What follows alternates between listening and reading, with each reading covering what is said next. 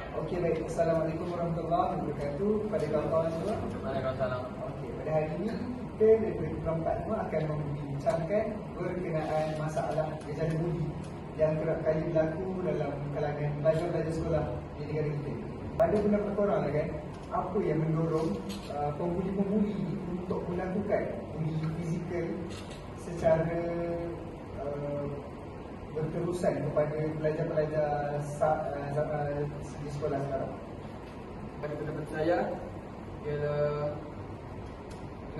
pengaruh dan sebaya atau budaya senioriti.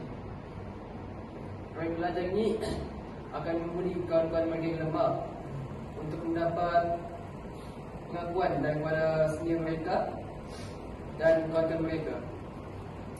Bila budaya seni berkuasa dianggap normal, tindakan pembuli ini akan semakin berluasa dan berterusan. Okey.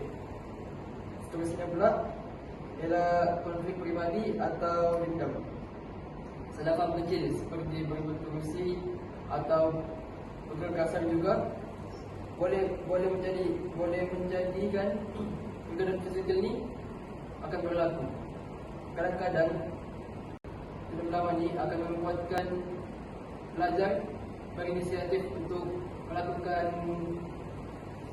tindakan buli ini untuk menjadi jalan penyelesaian. Baik, sebagai sambungan kepada penjelasan kali tadi, kita kena sedar bahawa buli fizikal dekat asrama ni bukan benda yang kecil. Dia bukan saja menyebabkan kecederaan fizikal, tapi dia bagi kesan kepada emosi mangsa buli tersebut. Contohnya macam rasa takut, rasa tekanan dan rasa hilang keyakinan diri. Jadi mangsa ni terpaksa menjaga setiap hari ataupun lari daripada pembuli, dan dia bagi kesan macam suka bagi tumpuan ketika pelajaran dan suasana asrama tu jadi kurang selesa. Jadinya kalau budaya buli ni dibiarkan, kesan ni bukan dia pada masa buli, tapi kat pelajar-pelajar yang lain. Mereka ni mula rasa takut untuk bersuara ataupun melaporkan insiden buli itu.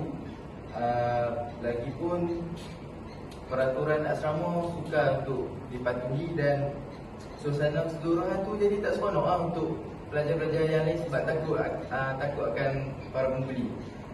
Jadi tindakan tegas perlu diambil untuk mengatasi masalah buli ni. Antara tindakan yang boleh diambil, pemantauan daripada warden yang secara berterusan untuk cek masa buli pelajar lain tetap. Lepas tu memberi kesedaran kepada pelajar tentang keburukan buli itu sendiri. Dan yang terakhir, kita menanamkan nilai hormat dan kasih sayang terhadap sesama pelajar.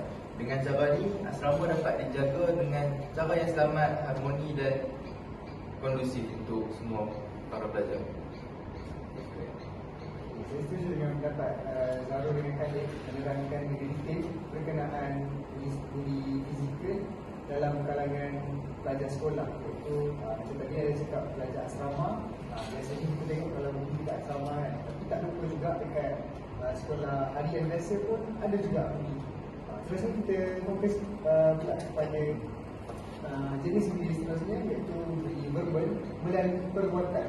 Kalau kita tengok buli fizikal, kena tumbuk, kena tempak, kena terajam, boleh ada boleh kesan kan. Kalau kita report boleh kesan, cakap badan semua itu berubah nampak kan.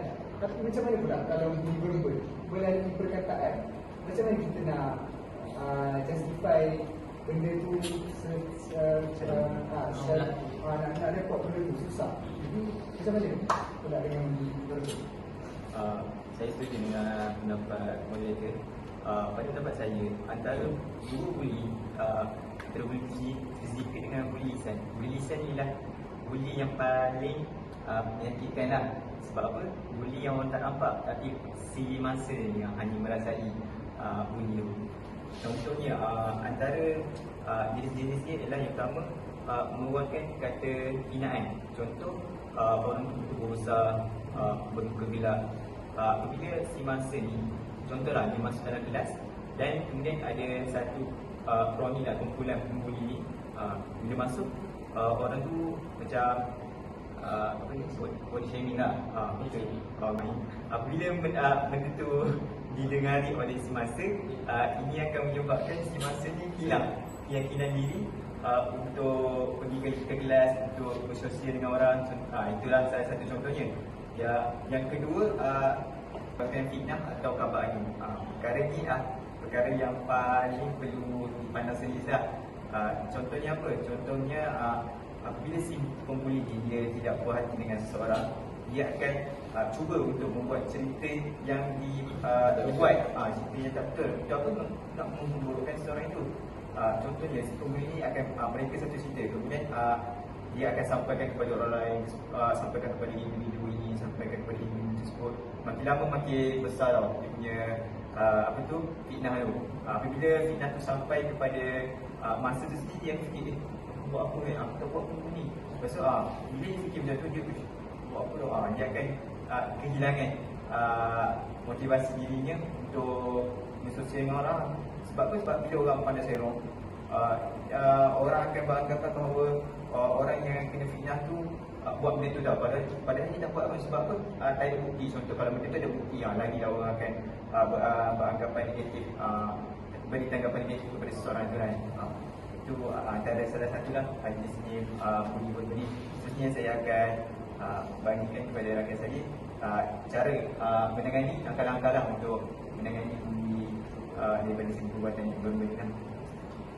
Cara nak menangani ataupun langkah-langkah untuk menangani bully verbal ataupun bully percakapan ni, saya boleh simpulkan dia ada di antara langkah-langkah dia adalah guru dan bapa kena pantau aktiviti murid, bukan pantau 24 jam, tapi pantau dan ambil cakna tentang dengan siapa mereka bergaul dan mereka berkawan, supaya dapat mengenal pasti siapa dan bila perbuatan bully percakapan ini berpotensi akan berlaku. Pada masa yang sama juga, tindakan disiplin tegas perlu dibuat terhadap pesalah yang ditemui melakukan bully verbal ni, supaya nak mengelak pengaruh dia, supaya tak berlaku, tak dinormalisasikan bully ni.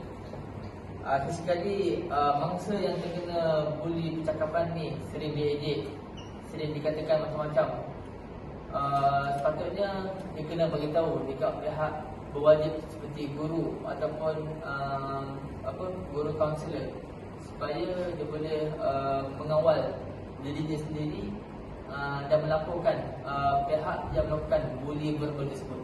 Itu adalah langkah-langkah. Saya dapat penerangan yang jelas daripada Muaz dengan Hakim. Kesimpulannya yang saya dapat simpulkan ada tiga: pembuli, mangsa dengan kita sebagai orang yang melihat perkara kejadian bully. Yang pertama, pembuli. Pembuli ni biasanya dalam kalangan orang yang pernah dibuli juga, yang pernah menjadi mangsa juga.